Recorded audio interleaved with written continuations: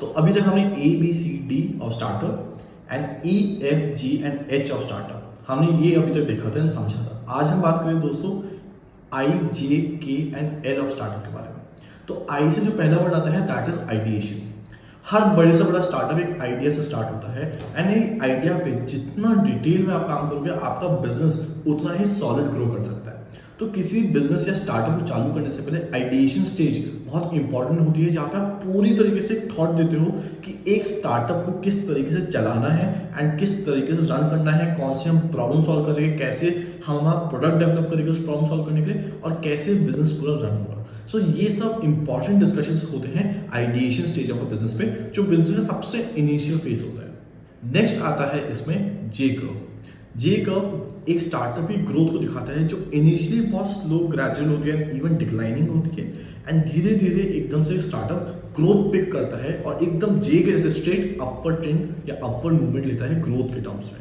So that is J curve और J curve growth for a startup. Next term startup में आता है KPI यानी की परफॉर्मेंस इंडिकेटर्स। हर स्टार्टअप में बहुत सारे एम्प्लॉयज होते हैं, बहुत सारे लोग होते हैं, बहुत सारी टीम्स होती हैं।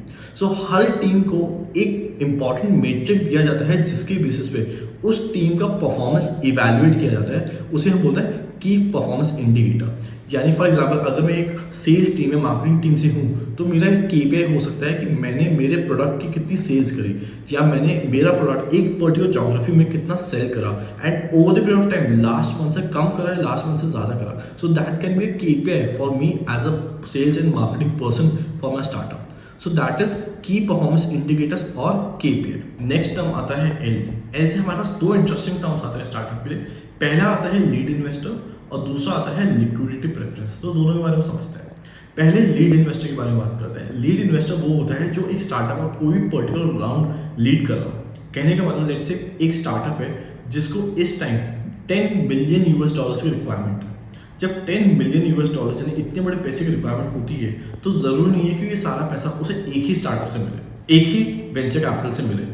हो सकता है वो स्टार्टअप ये $10 मिलियन अलग अलग वेंचर कैपिटल से रेज करे।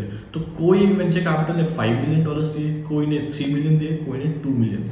इस केस में जिस वेंचर कैपिटल ने $5 मिलियन दिए होंगे उसे कहा जाएगा लीड इन्वेस्टर, जो बेसिकली पूरा राउंड लीड कर रहा है और मैक्सिमम पैसा इन्वेस्ट कर रहा है स्टार्टअप में उस पर्टिकुलर राउंड के लिए। तो that is known as lead investor. Next term जो L से स्टार्ट होता है वो बड़ा इंपॉर्टेंट है स्टार्टअप को समझने के लिए और स्टार्टअप रन करने के लिए, दैट इज लिक्विडेशन प्रेफरेंसेस। आज हम एक बिजनेस रन कर रहे हैं, बिजनेस में सबसे बड़ी बात है इट इज अनसर्टेन। कल को बिजनेस वाइंड अप भी करना पड़ सकता है। एज मच एज हम ये चीज़ नहीं चाहते, बट एक बिजनेस का सत्य है और इसी सत्य को समझ के बिजनेसेस पहले से ही लिक्विडेशन प्रेफरेंस सेट करके रखते हैं। लिक्विडेशन प्रेफरेंस सेट करने का मतलब क्या है कि कल को अगर मेरा बिजनेस वाइंड अप होता है तो सबसे पहले पैसा किसको दिया जाएगा। मान लो आज मैं एक बिजनेस रन कर रहा हूँ जिसका वैल्यूएशन $1 मिलियन का है। बिकॉज ऑफ एनी रीजन मुझे बिजनेस वाइंड अप करना पड़ा और बिजनेस की वाइंड अप वैल्यू या लिक्विडेशन वैल्यू जो आ रही है वो आ रही है $500,000। जो $500,000 जो बिजनेस की वैल्यू आई, इसमें से अब मैं किस किस को पे कर सकता हूँ या किस किस को पहले मुझे पैसा चुकाना हो सकता है। तो सबसे पहले पैसा चुकाते हैं हम हमारे लोन जिनसे हमने लिया है, जिनसे हमने पैसा बोरो करा है, सबसे पहले पैसा उनको जाया जाता है। उसके बाद जो पैसा बचता है उसके बाद हम इक्विटी इन्वेस्टर्स को पैसा देते हैं। जो प्रेफरेंस शेयर होल्डर्स होते हैं उनको पैसा सबसे पहले मिलता है और उसके बाद जो ऑर्डिनरी इक्विटी शेयर होल्डर्स होते हैं उनको पैसा मिलता है।